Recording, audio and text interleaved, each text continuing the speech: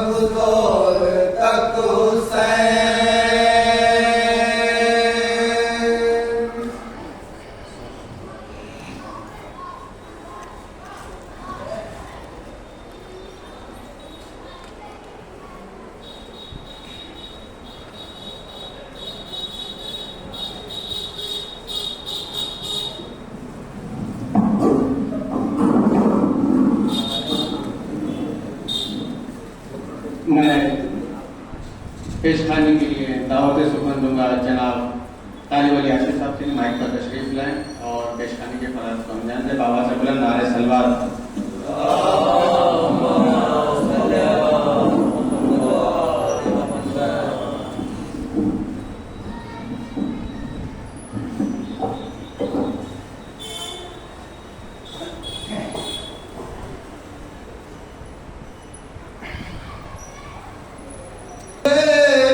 بچوں کو سکھ آتا ہے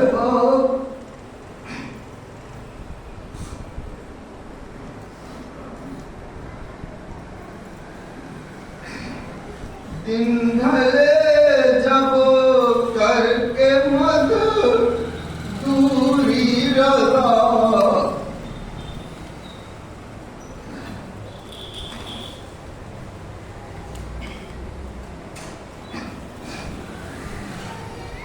سامنے آنکھوں کے جس بیٹے کے مر جاتا ہے باپ لب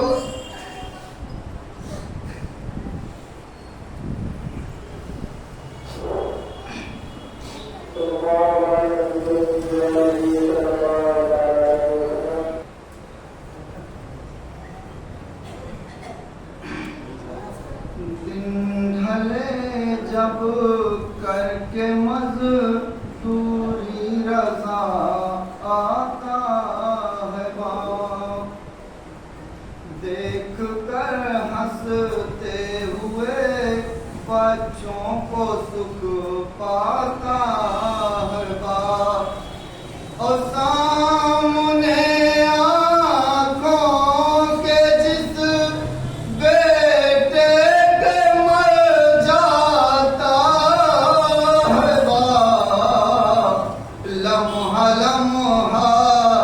زندگی بھر اس کو یاد آتا ہے باپ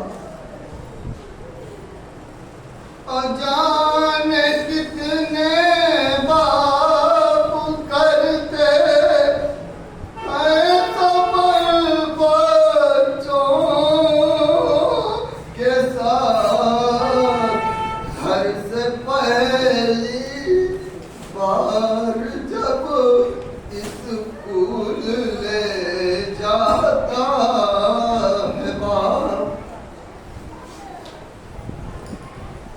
उम्र भर बाप को क्या ख्वाहिश रहती है, इसी पश्चिम बंगाल में शेर मुलादा फरमाइएगा कि उम्र भर रहती है उस बेटे के दिल में एक ख्वाहिश, जब तरक्की देखने से पहले मर जाता है बाप।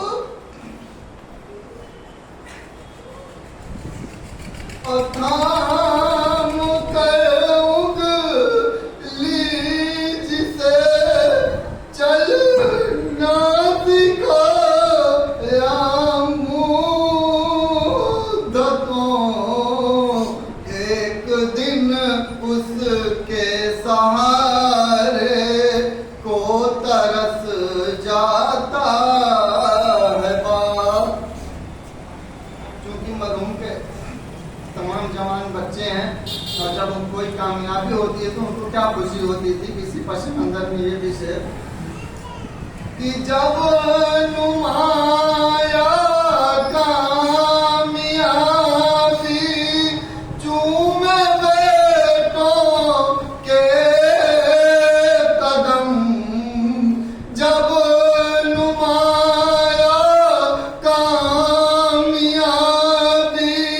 चूमे बेटों के कदम, नजर दिलवाती है माँ और सजदे में गिर जाता है बाप। दिन ढले जब करके मजदूरी रजा आता है बाप। ये शेर करबला के हवाले से रोज़े आशूरा।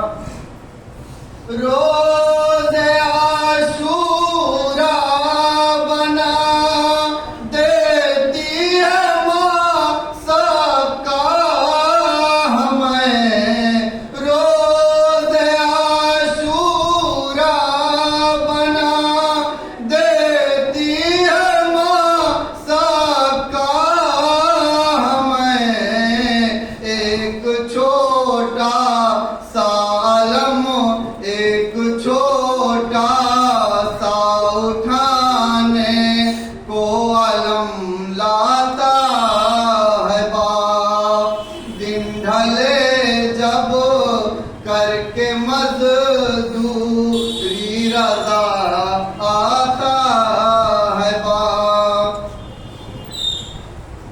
और बाप जिंदगी भर कितनी बच्चों के लिए मोहब्बत मेहनत करता और मोहब्बत करता है। इसी पस मंजर में ये भी शेर कि जिंदगी भर चलता रहता है मशीहों की तरह, जिंदगी भर चलता रहता है मशीहों की तरह, मौत की गोदी में एक दिन थके सो जाता है बाप। और जनाब ज़ैनब सलामुल्लाह अलैहा ने जब शाम गरीबा में अपने बाप का सर देखा है तो क्या बैठती है, इसी पश्चिम मंजर में ये भी शेर। रो के ज़ैनब ने कहा बाबा भरा घर लुट गया, रो के ज़ैनब ने कहा बाबा भरा घर लुट गया। जब सबे शाम गरीबा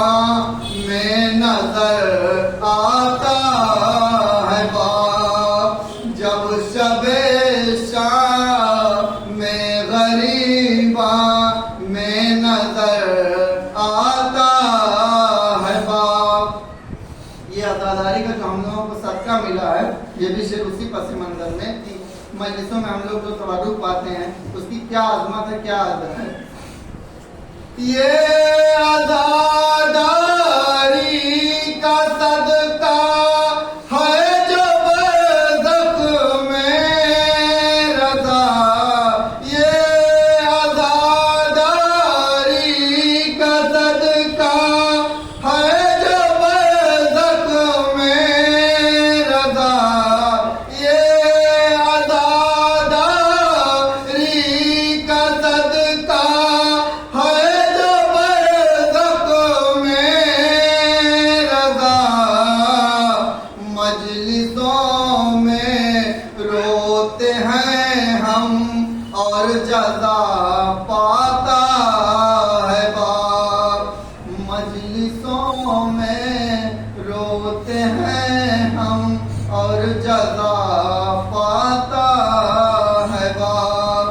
सामने आँखों के जिस बेटे के मर जाता है बाप, लम्हा लम्हा जिंदगी भर उसको याद आता है बाप।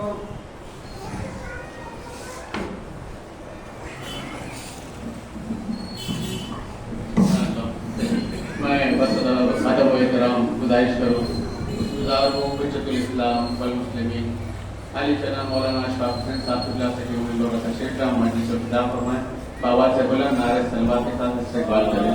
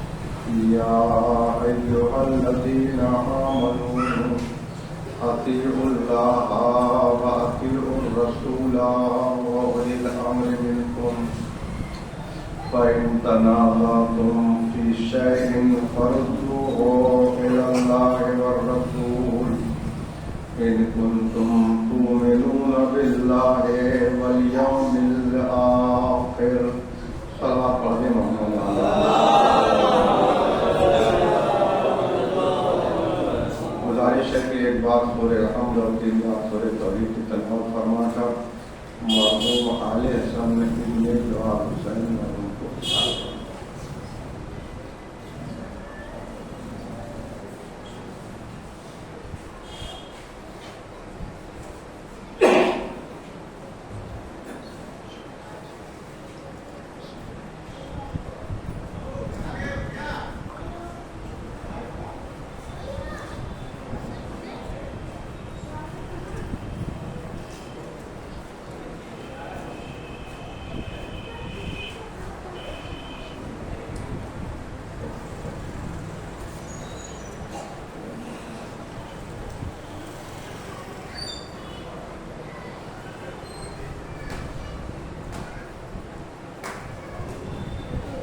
एक और सलात पढ़ते मोहम्मद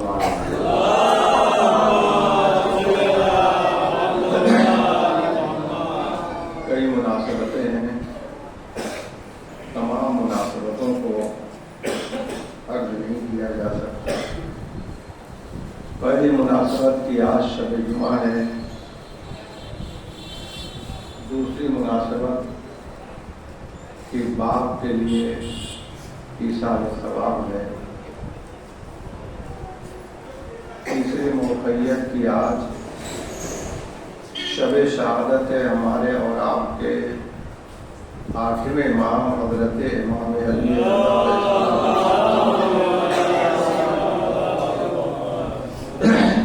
और कुछ मुनासिबतें वो हैं कि जिनके लिए कुछ न कुछ गुजारिश करना बहरहाल, इसलिए कि उसका ताल्लुक मजलिस के मकसद से है। अगर मजलिस मकसद को न देखा जाए और बयान किया जाए तो सवाब तो यकीनी है कि मजलिस का सवाब बहरहाल मिलेगा, इसमें की तरह का कोई शक व शुबहा नहीं है। फर्श अदा हमने और आपने बिछाया, बहाना कोई भी हो, और उसके बाद अल्लाह और रसूल और अहले बैत का तज़किरा हुआ, कुछ कुरान की आयत और कुछ मासूमीन की रवायात, यानी मोहम्मद और आले मोहम्मद के उमूर का तज़किरा हुआ, तो उसका अज्र बहरहाल हमें और आपको और सबको मिलेगा। मगर बयान होना चाहिए अपने लिहाज से नहीं। एक मुनासिबत यह है कि जरूरत के एतबार से, और बयान की दूसरी बात यह है सुनने वालों के एतबार से। दोनों चीजों का होना जरूरी है ताकि मजलिस का मकसद मुकम्मल तौर से हासिल हो जाए।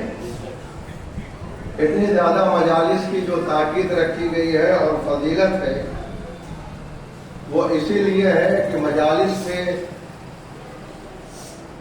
वो बातें बयान की जाएं जिनका ताल्लुक दीन से हो, हमारे अकायद से हो, हमारी शरीयत से हो। सिर्फ चंद बातें गुजारिश कर देना और बयान करना और उसके बाद खत्म कर देना मकसद मजलिस नहीं है।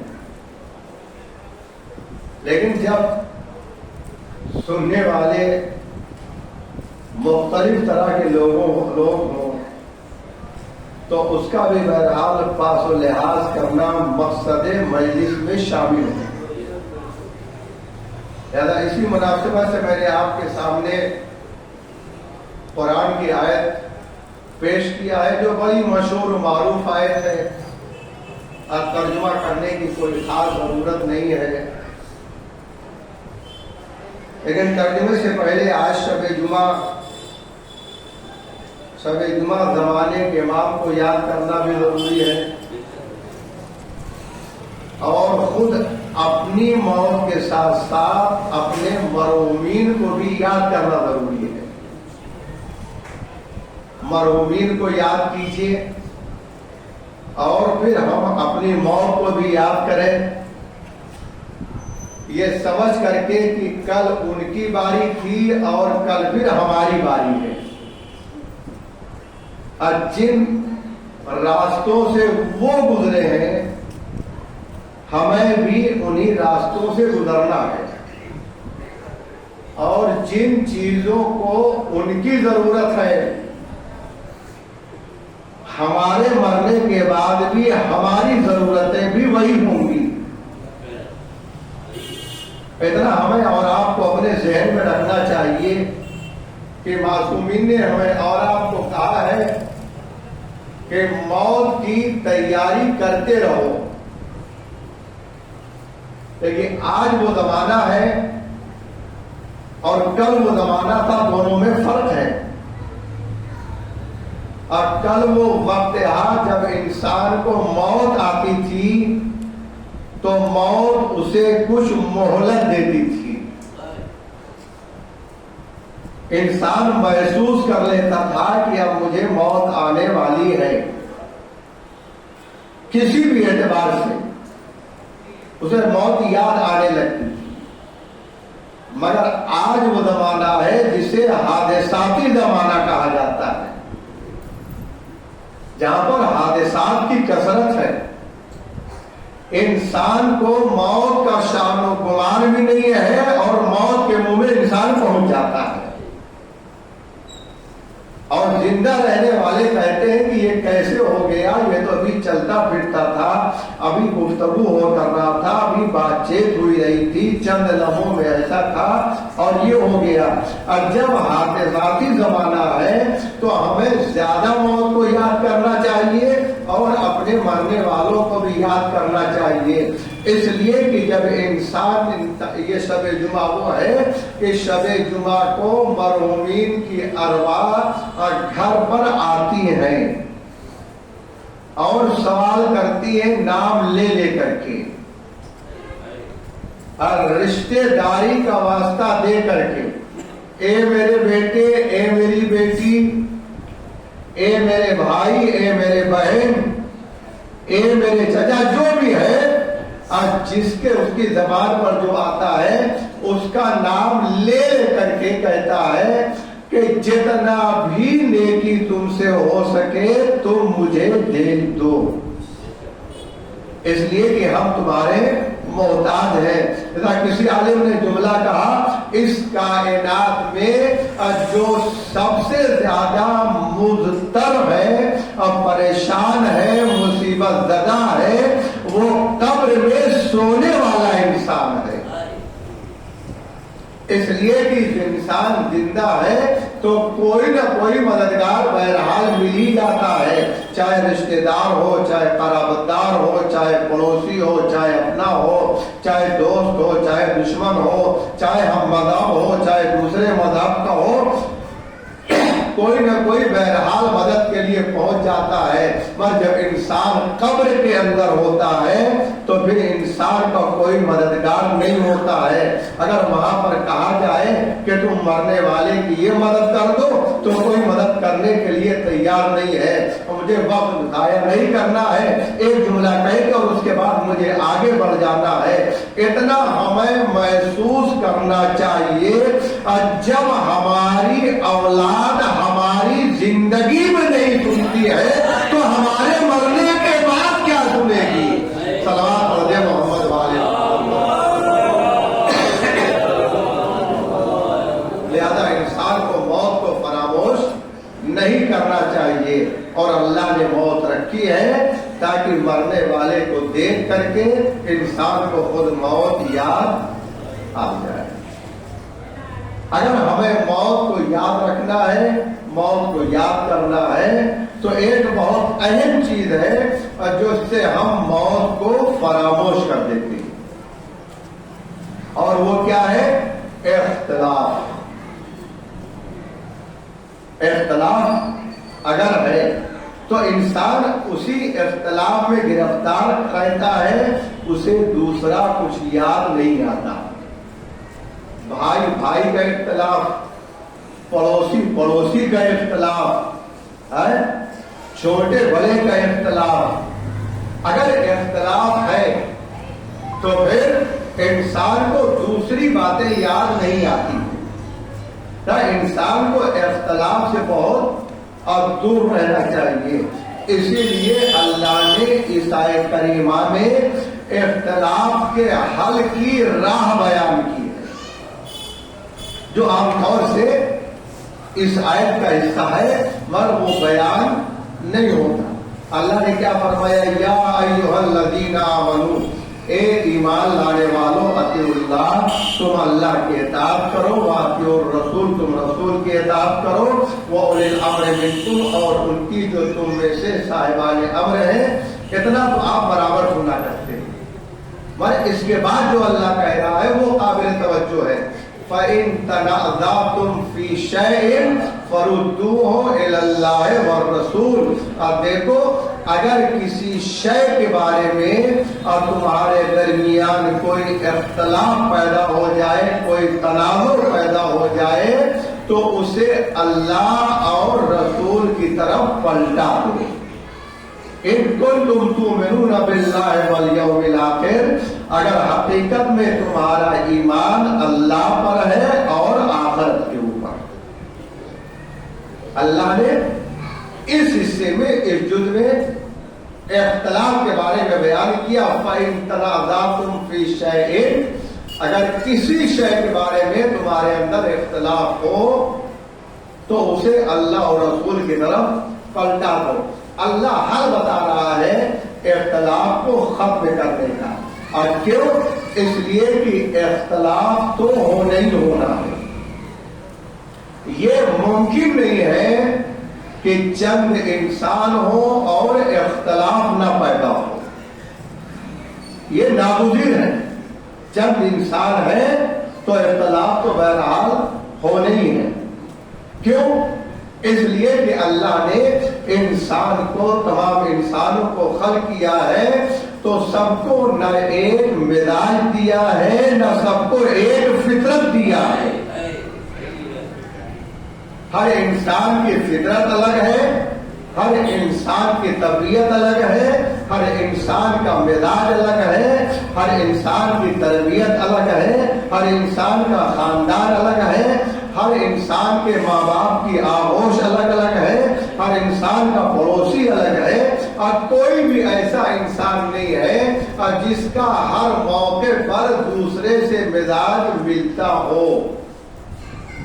کوئی انسان اسے پسند کرتا ہے، کوئی انسان اسے پسند کرتا ہے، کوئی انسان اس چیز سے راضی ہوتا ہے، کوئی انسان اس چیز سے راضی ہوتا ہے، اور کوئی بھی دنیا کی ایسی شے نہیں ہے جسے ہر انسان پسند کرتا ہو اور سوائے دولت کی۔ سلام پڑھے محمد والے۔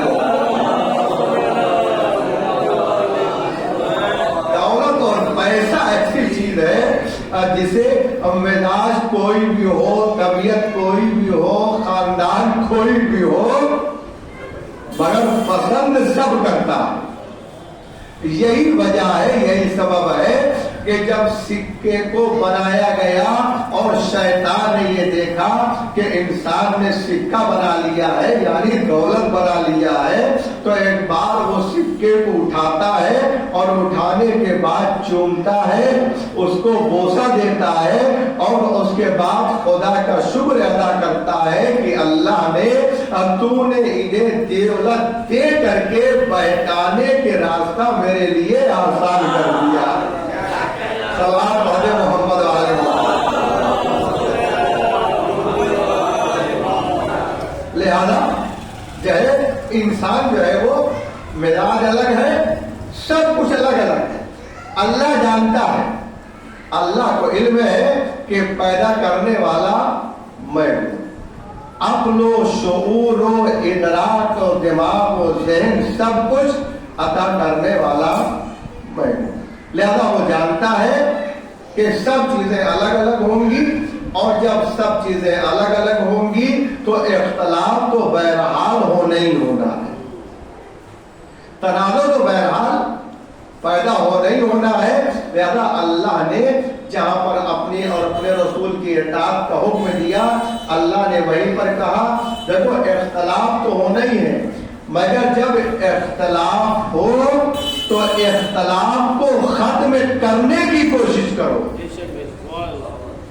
ایسا نہ ہو کہ اختلاف کو لے کر کے ڈھوتے رہو، اختلاف ختم نہ کرو.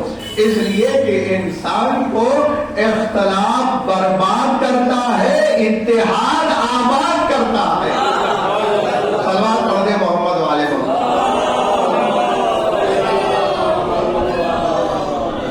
اختلاف کمزوری کا نام ہے اور اتحاد طاقت کا نام ہے.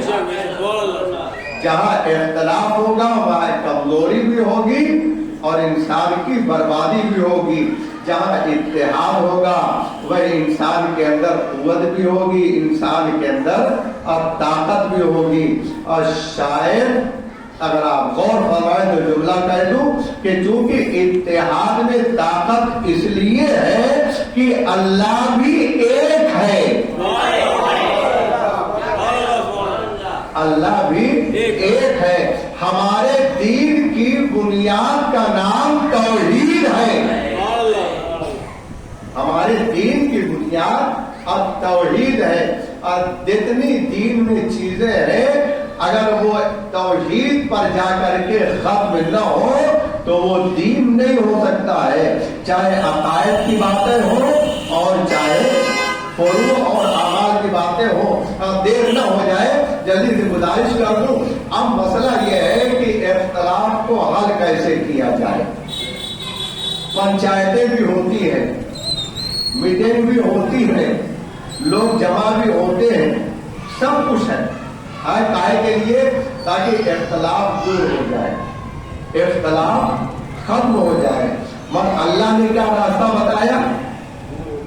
جو اللہ نے راستہ بتایا اس کا سبب ہے، ایسے اللہ نے راستہ نہیں بتایا. فردوہ الی اللہ والرسول. اختلاف پیدا ہو تو اسے اللہ کی طرف اور رسول کی طرف اب پلٹا دو. اگر تم اللہ پر ایمان رکھتے ہو اور آخرت پر ایمان رکھتے ہو، اے پروردگار اب تو نے ہمیں انسان بنایا ہے، تو نے ہمیں عقل دیا ہے، اب تو نے ہمیں شعور دیا ہے، اب تو نے ہمیں ادراک دیا ہے، تو نے ہمیں علم دیا ہے، تم نے ہمیں ذہن دیا ہے، تو نے ہمیں دماغ دیا ہے. اور کیا ان تیری دی ہوئی تمام چیزوں کے ذریعے سے ہم اختلاف کو دور نہیں کر سکتے؟ کیا اختلاف ختم نہیں کر سکتے؟ کیا یقیناً آپ دور کر سکتے ہو. اور مگر تمہارے اندر بہت سی ایسی چیزیں ہیں اور جب تم صحیح فیصلہ نہیں کر سکتے، جب تم اور صحیح فیصلہ نہیں کر سکتے اور دنیا کی وہ چیزیں صحیح فیصلہ کرنے سے روک دیں گی. اور جب انسان جاتا ہے پنچایت کرنے کے لیے، چند لوگ جمع ہوتے ہیں اختلاف کو ختم کرنے کے لیے، تو کون کون سی چیزیں رکاوٹ بنتی ہے کہ اختلاف ختم نہیں ہوتا ہے؟ یاد رکھیے کبھی انسان کی رشتہ داری سامنے آ جاتی ہے، لہذا انسان صحیح فیصلہ نہیں کرتا. کبھی انسان کے دل میں کسی کی محبت غالب آ جاتی ہے، لہذا صحیح فیصلہ انسان نہیں کر سکتا، اختلاف ختم نہیں ہوتا. کبھی دولت سامنے آ جاتی ہے، کبھی فائدہ دکھائی پڑنے لگتا ہے، کبھی نقصان سامنے آ جاتا ہے، کبھی انسان کسی کو خوش کرنے لگتا ہے، کبھی کسی انسان دوسرے سے دشمنی نکالنے لگتا ہے. اب بہت سی چیزیں ایسی ہیں جس سے انسان اب صحیح فیصلہ نہیں کرتا ہے، نتیجے میں اختلاف ختم نہیں ہوتا ہے. لہذا اللہ نے آواز دیا اور چونکہ تم صحیح فیصلہ نہیں کر سکتے، لہذا ہم سے پوچھو صحیح فیصلہ کیا ہے. ہم سے پوچھو کہ صحیح فیصلہ کیا ہے، ہمارے رسول سے پوچھو اور صحیح فیصلہ کیا ہے. اللہ بتانا چاہتا ہے اگر تمہیں اختلاف کو ختم کرنا ہے تو کسی اور دروازے پر نہ جانا اور دین و شریعت پر عمل کر لے گا، اختلاف ختم ہو جائے. اور دین و شریعت پر عمل کرنا اور دیکھنا دین کیا کہہ رہا ہے، اور دیکھنا شریعت کیا کہہ رہی ہے، دیکھنا اسلام کیا کہہ رہا ہے، دیکھنا اللہ کیا کہہ رہا ہے، देखना अहले बैत क्या कह रहे हैं। अगर उनके बताए हुए बातों पर अमल करके उनकी इताअत करोगे तो हमेशा हमेश के लिए ये तनाज़ुर भी खत्म हो जाएगा और दुश्मनियां भी खत्म हो जाएंगी। तो सलाम पढ़ दे मोहम्मद वाले।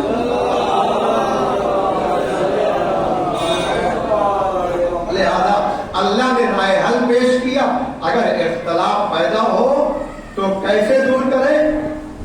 अल्लाह से यानी कुरान मजीद से, और उसके बाद रसूल से। आज तो रसूल है नहीं, अल्लाह आ नहीं सकता है और रसूल मौजूद नहीं है, तो अहादीस से और रसूल अकरम से, वही शरीयत और वही दीन, और जो दिन फैसला करेगा।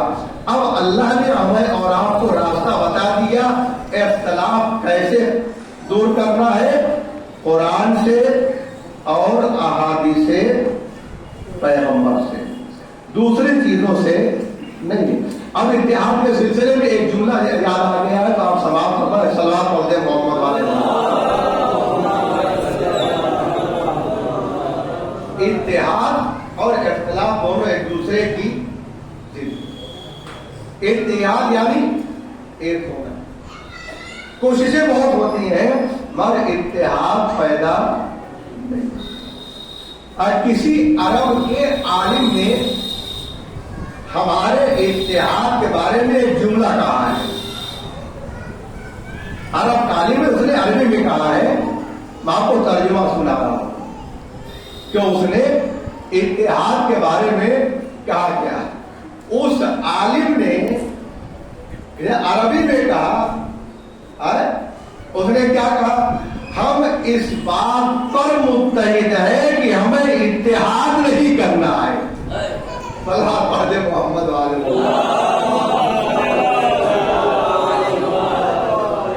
हमने इस बात पर इत्तेहाद कर लिया है कि हमें मुत्तहिद नहीं होना है। उन्होंने हालात देख करके, उन्होंने जमाने के लोगों को देख करके ये बताया कि हर चीज में मगर इत्तेहाद में इत्तेहाद नहीं। अल्लाह ने क्या कहा, इख्तिलाफ दूर करना है तो कुरान और अहादीस से पूछो। जिस आयत को मैंने आपके सामने सदरामे कलाम बनाया है, उस आयत में भी एक लफ्ज है जिसमें इख्तिलाफ पाया जाता है। या अय्युहल्लज़ीना आमनू, ए ईमान लाने वालों, अतीउल्लाह, अल्लाह के बारे में कोई इख्तिलाफ नहीं है कोई इख्तिलाफ नहीं। वह आते और रसूल, और तुम रसूल की इताअत करो, रसूल के बारे में किसी को कोई इख्तिलाफ नहीं है। ला इलाहा इल्लल्लाह मुहम्मदुर रसूलुल्लाह हर मुसलमान को पता है, उसमें कोई इख्तिलाफ नहीं है। किसके बारे में इख्तिलाफ है, वो उलिल अम्रे मिनकुम, और उनकी जो तुम में से साहिबाने अम्र हैं। आखिर में अल्लाह ने क्या कहा, इख्तिलाफ पैदा हो तो अल्लाह और रसूल को तरफ पलटाओ, जाने से उसके राय हल तलाश करो, कुरान से और हदीस से। इसमें इख्तिलाफ है। साहिब अम्र से मुराद कौन लोग हैं? अल्लाह ने इसी आयत में एक लफ्ज रखा जो कुछ राहे हल है और इख्तिलाफ दूर करने का बेहतरीन जरिया है। वह उलिल अम्रे मिनकुम, लफ्ज मिनकुम ये खुद साहिब अम्र की किसी हद तक तफसीर कर रहा है, और उनकी इताअत करो, और जो तुम में से साहिबान अम्र है नहीं तर्जुमा, और उनकी इताअत करो जो तुम में से साहिबान अम्र है। किन में से? तमाम इंसानों में से नहीं, तुम में से मतलब क्या है, या अय्युहल्लज़ीना आमनू, अरबी जबान में लकुम जो है वो ज़मीर है और जो अपने माक़बल की तरफ पलटती है। मिनकुम में जो कुम है ये अपने माक़बल की तरफ पलटती है, یعنی اس کے پہلے اس کا تذکرہ ہو چکا ہے. خطاب کس سے اللہ نے کیا؟ یا ایھا الذین آمنو، اے ایمان لانے والو تم اطاعت کرو اللہ کے رسول کے. اور کس کی؟ ان کی جو تم میں سے صاحبان امر ہے.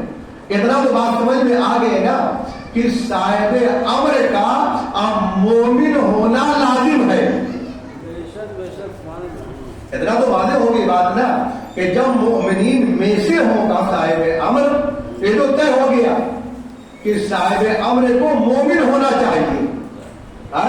اس کا مطلب یہ ہوا کہ صاحب امر نہ کافر ہو سکتا ہے، نہ تو مشرک ہو سکتا ہے، نہ یہودی ہو سکتا ہے، نہ عیسائی ہو سکتا ہے، نہ کوئی دہریہ ہو سکتا ہے، نہ کوئی انسان ہو سکتا ہے. اگر صاحب امر ہوگا تو مومنین ہی میں سے ہوگا بس، اس کے علاوہ اور کوئی نہیں ہو سکتا. تو مومن کون ہے؟ پہلا سوال یہ ہے کہ بڑا سوال ہے کہ مومن کون ہے. تفصیل کا موقع نہیں ہے.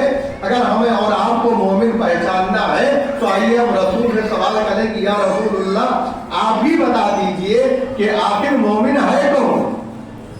جو اللہ بار بار کہہ رہا ہے کہ یا ایھا الذین آمنو، یا ایھا الذین آمنو. اللہ نے عیسیٰ نے بھی کہا یا ایھا الذین آمنو، اے ایمان لانے والو. یا رسول اللہ آپ مختصر لفظوں میں بتا دیجئے کہ آخر یہ مومن ہے کون؟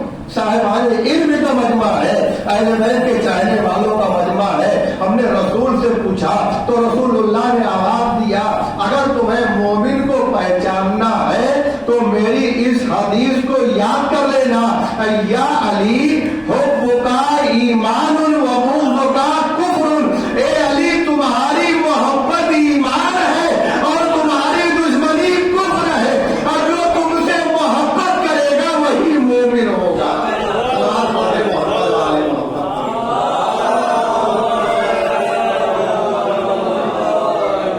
تو مومن تو سمجھ میں آ گیا. لہذا مومنین میں سے صاحب امر ہوگا، مومنین سے باہر صاحب امر نہیں ہو سکتا. پر اللہ نے دیا ہے حکم اطاعت کا. اللہ نے کیا کہا؟ صاحب امر کی اطاعت. پر مشکل یہ ہے انسانی فطرت کے اعتبار سے کہ انسان ہر ایک کی اطاعت کرنے کے لیے تیار نہیں ہوتا.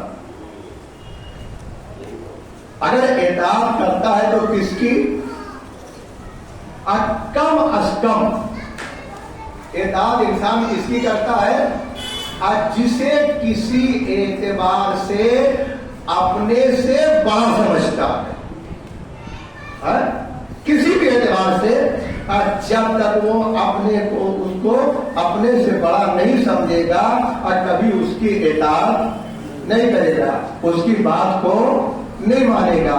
اور چاہے عمر کے اعتبار سے ہو، چاہے منصب کے اعتبار سے ہو، چاہے شہرت کے اعتبار سے ہو، چاہے طاقت کے اعتبار سے ہو، چاہے قوت کے لحاظ سے ہو، جب تک انسان اسے بڑا نہیں مانے گا تب تک اطاعت نہیں کر سکتا.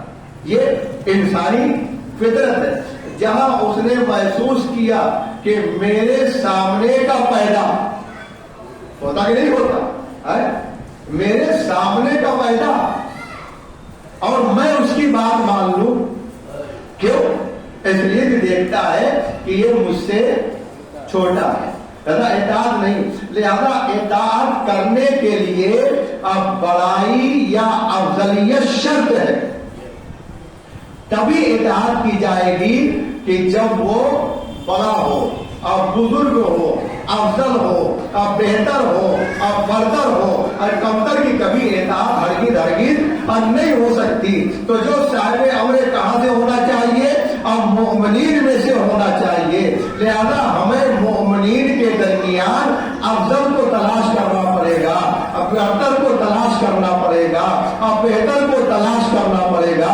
تو بہت دور جانے کی ضرورت نہیں ہے. अगर हम ढूंढेंगे कि आखिर मोमिन में अब सबसे बेहतर कौन है, तो हमें पैगंबर की हदीस मिल जाएगी। याद रखो, अली उस जात का नाम है और पूरी दुनिया मोमिन कहलाती है। अली अमीरुल मोमिनीन कहे जाते हैं।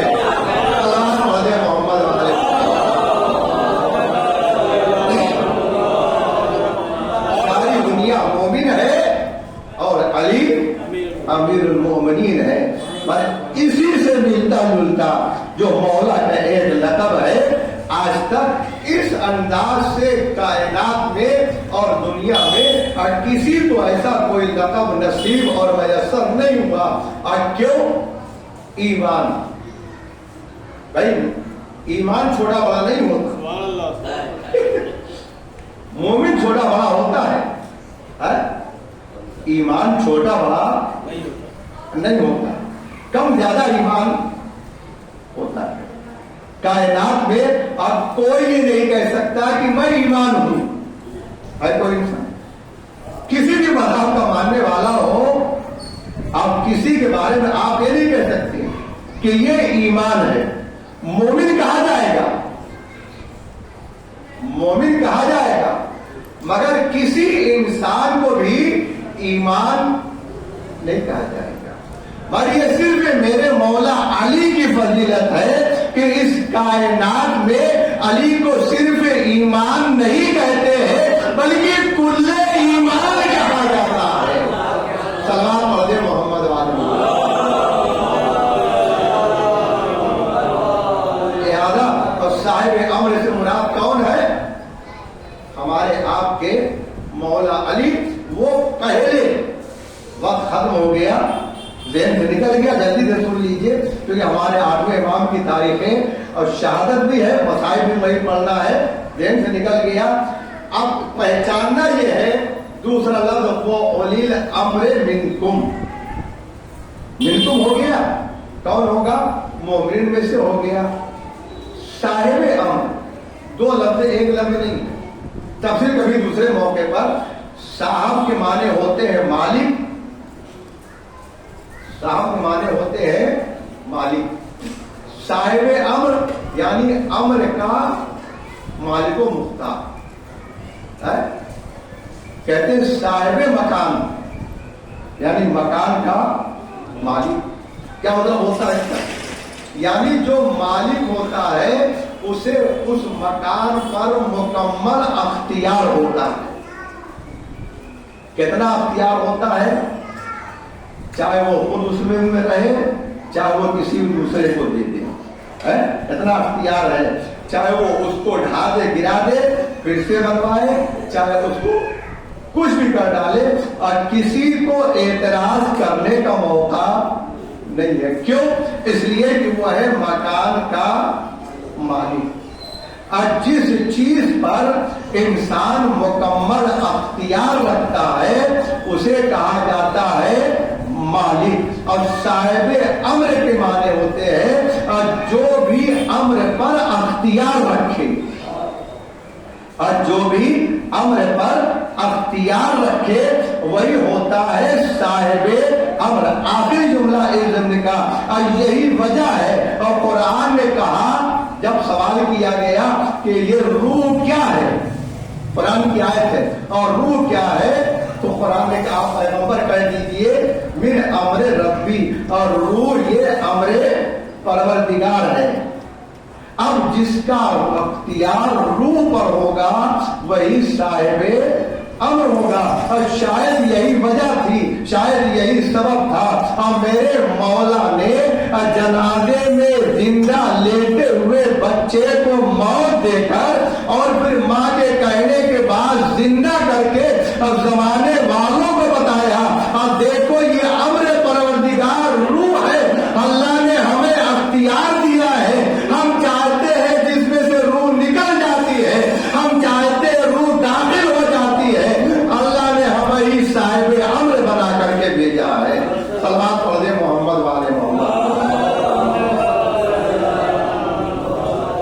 अम्र की वजाहत अल्लाह ने, और सारी कायनात को अम्र बनाया।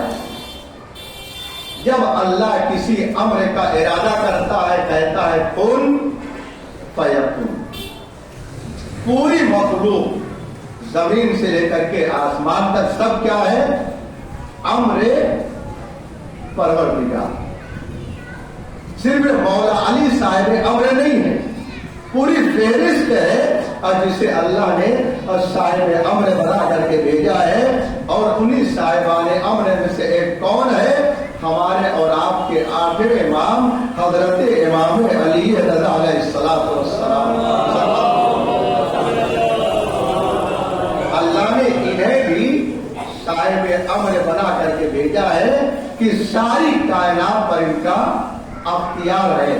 بارش نہ ہو رہی ہو، اگر یہ اپنے ہاتھوں کو اٹھا دیتے ہیں تو رحمت الہی جھوم کر کے برستی ہے.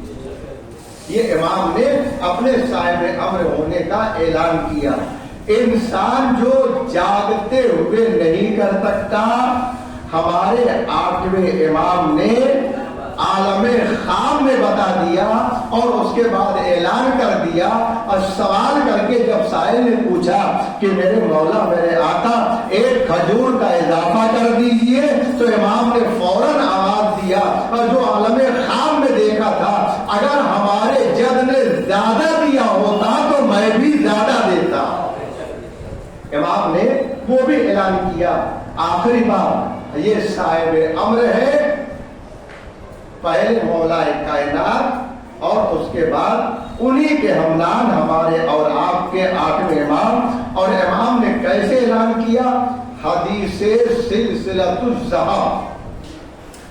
حدیث سلسلۃ الذہب وہ سلسلہ جو سونے سے لکھنے کے لائق ہے. وہ کون سا سلسلہ تھا؟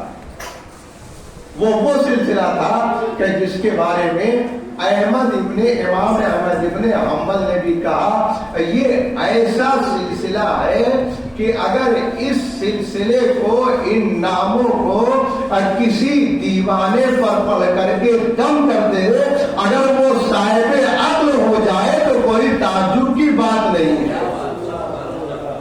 وہ کون سا سلسلہ ہے؟ ہمارے آپ کے جب آٹھویں امام نیشا پور کے بازار میں پہنچے تو لوگوں نے خواہش کیا، بات ختم ہو گیا، تفسیر کا موقع نہیں ہے. آپ خواہش کیا، بہت زمانہ ہوا آپ کے جد کی حدیث کو سنے ہوئے، لہذا 70,000 فقیہ اپنے ہاتھوں میں قلم اور کاغذ لیے ہوئے کہ امام حدیث فرمائے اور ہم اسے قلم بند کر لیں. نیشا پور میں سواری پہنچی. امام نے ایک بار محفل سے اپنا سر اٹھایا اور آواز دیا، اللہ الہ الا اللہ حسنی فمن دخل حسنی امن من عذابی. اللہ الہ اللہ نے امام نے آواز دیا اور مجھ سے میرے بابا مفتی کاظم نے، اور ان سے ان کے بابا جعفر صادق نے، اور ان سے ان کے بابا پانچویں امام نے، ان سے ان کے بابا چوتھے امام نے، اور ان سے ان کے بابا تیسرے امام نے، اور ان سے ان کے بابا مولا کائنات نے، اور ان سے پیغمبر اسلام نے، پیغمبر اسلام سے جبرائیل نے اور جبرائیل سے اللہ نے کیا بیان کیا؟ لا الہ الا اللہ حسنی، اللہ الہ الا اللہ میرا قلعہ ہے، اور جو اس میں داخل ہو گیا آمنا من عذابی، وہ میرے عذاب سے محفوظ ہو گیا.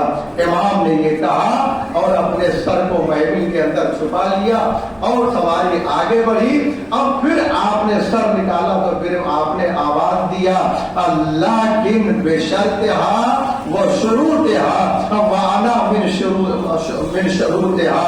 لیکن اس کی ایک شرط ہے اور اس کی بہت سی شرطیں ہیں، اور ان شرطوں میں سے ایک شرط میں بھی ہوں جسے اللہ نے لا الہ الا اللہ کی شرط منائی. امام نے آواز دیا، دیکھو صرف لا الہ الا اللہ کہنا کافی نہیں ہے اور کہنا کافی نہیں ہے، بلکہ اس کی ایک شرط ہمارے جد رسول اللہ ہے. لا الہ الا اللہ بھی کہو، محمد الرسول اللہ بھی کہو، وانا من شروطہا، اور جو اس کے پیغمبر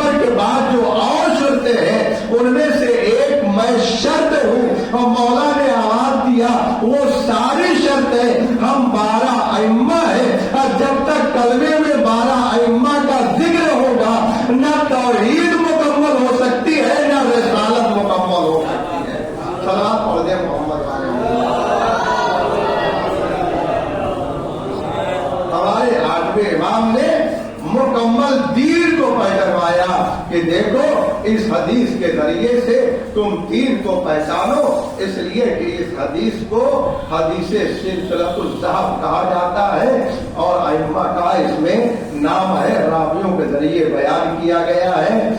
यही वजह थी कि हमारे आठवें इमाम को मामून रशीद ने मदीने से मर में बुलाया, वहां पर जो उसका दारुस सल्तनत था।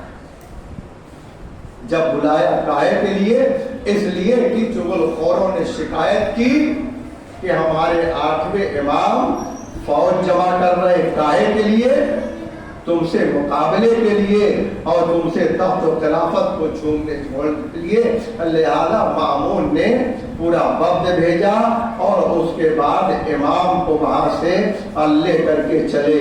मगर तारीख ने लिखा जब हमारे आठवें इमाम मदीना छोड़ रहे थे तो आपने ऐलान किया कि ए मदीने वालों अपने इमाम पर गिरिया करो, ए मदीने वालों मुझ पर मातम करो, ए मदीने वालों मदीने में इमाम के नाम पर कोहराम बर्पा हो गया।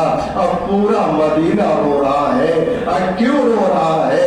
इसलिए कि इमाम ने पहले बता दिया है अब मैं जा रहा हूँ, अब मुझे अपने वतन वापस आना नसीब नहीं होगा।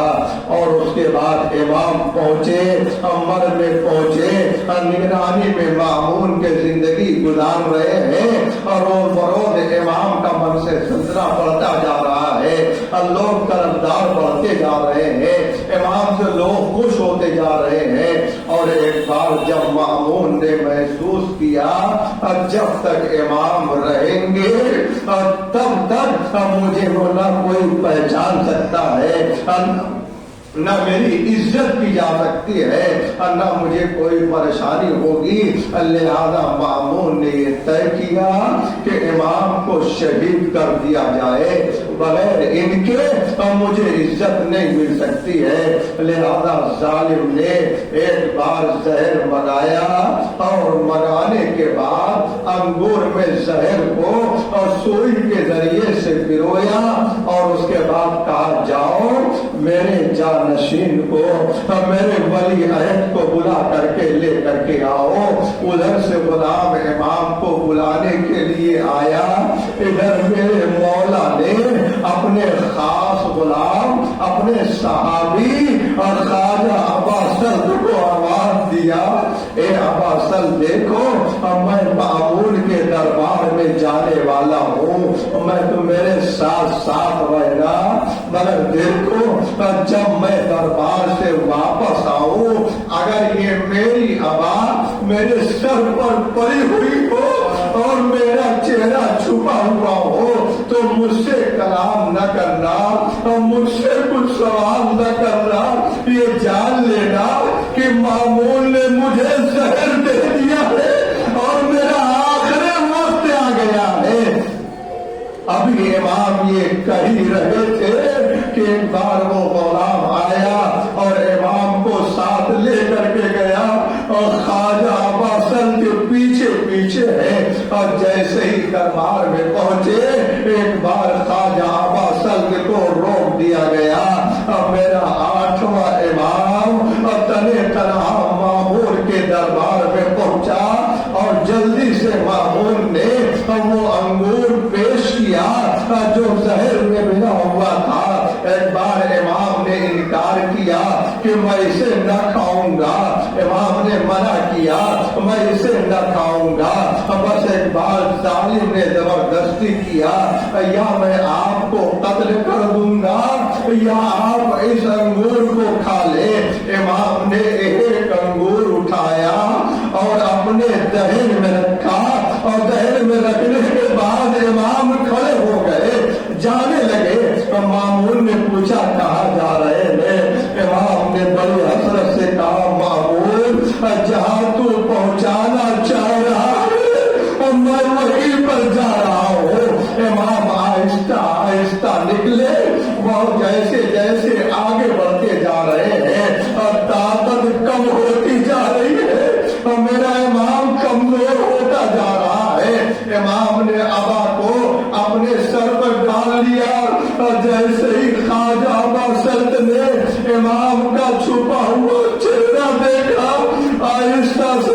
इन्ना लिल्लाहि व इन्ना इलैहि राजिऊन। इमाम आगे आगे और ख्वाजा अब्बास के पीछे पीछे। ख्वाजा अब्बास कहते हैं इमाम वो जहर ऐसा जहर था, सिर्फ इमाम इतनी दूर आए थे और जैसे ही बिस्तर के करीब पहुंचे अब इमाम से खड़ा न रहा गया, बल्कि इमाम टेढ़ा करके बिस्तर पर गिरे और आपकी आंख बंद हो गई। और जैसे ही ख्वाजा अब्बास ने देखा और साहबी ने देखा, आगे बढ़े। आगे बढ़ने के बाद इमाम के करीब आए और शाने को हिलाया और मेरे मौला ने आंखों को खेला, आवाज दी, अब्बास तुम हो? ए अब्बास देखो मेरा ये आखिरी वक्त है, अब मैं मौत से मिलने जा रहा हूँ। ए अब्बास अभी थोड़ी देर में मेरा बेटा आएगा, आने के बाद अपने हाथ से गुस्ल देगा और कफन पहनाएगा, जनाजा तैयार करेगा और उसके बाद तुम ले जा करके उसे दफन कर देना। अभी मैं गुफ्तगू थी कि एक बार मेरा नवा इमाम जिसकी उम्र 8 साल की थी, इस कमसनी के आलम में दरवाजे से दाखिल हुए। अब्बास के पीछे हटे, आप बाप के करीब आए, मेरे आखिर इमाम ने सीने से लगाया, सीने से लगा करके अमानत इमामत को हवाले किया। आंख बंद हुई, मेरा नवा इमाम आवाज देता है, वाह बता ए मेरे बाबा इस आलम में गुर्बत में, ए मेरे बाबा इस तन्हाई में आपने आलम मुसाफरत में इस दुनिया को खैर बात कहा। बाबा ने आवाज दिया, मेरे लाल खुदा हाफिज, मेरे लाल खुदा हाफिज। आंख बंद हो गई। अब्बास कहते हैं कि थोड़ी देर गुजरी, मैं बाहर निकल गया और उसके बाद मेरे कानों में पानी के गिरने की आवाज आ रही थी। मैंने महसूस किया मेरे इमाम को गुस्ल दिया जा चुका और थोड़ी देर गुजरी और कफन पहनाया जा चुका। और एक बार मेरे कानों में आवाज आई, मैं आगे बढ़ा, मैंने क्या देखा, मेरे इमाम का जनाजा दरवाजे पर रखा हुआ था और एक बार दरवाजे से बाहर निकाला गया और मामून रशीद था, तमाम बुजुर्ग थे, तमाम शहर के लोग थे और काधा देते हुए मेरे 8वें इमाम के जनाजे को ले जा करके दफन कर दिया। मैं कहूँगा ए मेरे आका मोहम्मद तकी, अरे अपने हाथों से गुस्ल दिया और कफन पहनाया। आपने देखा आपके बाप के जनाजे को लोग काधा देते हुए ले गए और दफन कर दिया। अल्लाह करबला के मैदान में आए, अरे फातिमा का लाल है, जल्दी जमीन पर लाशा पड़ा हुआ है, न कोई कफन है, न कोई गुस्ल है, कोई दफन करने वाला नहीं। एक बहन है, लाशे को देख रही है, हाथों को मल रही है,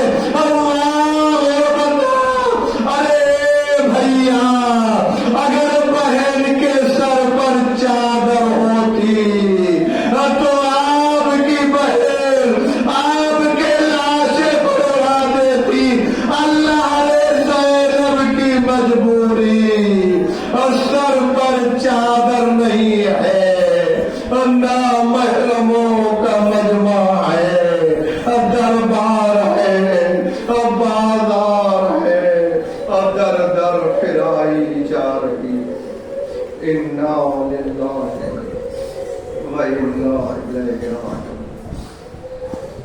इलाही बिहक़्क़ि ज़हरा व अबीहा व बालिहा व बनिहा, परवरदिगार हमारे तमाम अमाल खैर को कबूल फरमा, मरहूम को जवाब रहमत की जगह अता फरमा, मरहूम की मग़फ़िरत बख्शिश उनके दराजात में इज़ाफ़ा फरमा, सोगवारों को सब्र जमील अता फरमा, परवरदिगार हमारे दिलों में अहले बैत की मोहब्बत का इजाफा फरमा, हमें अहले बैत के सच्चे रास्ते पर चलने की तौफीक अता फरमा, अहले बैत की आखिरी फर्द इमाम ज़माना का ज़ुहूर फरमा, हमें उनके आवान और अंसार में शुमार फरमा, हमारी तमाम दुआओं को सजा व महफूज फरमा।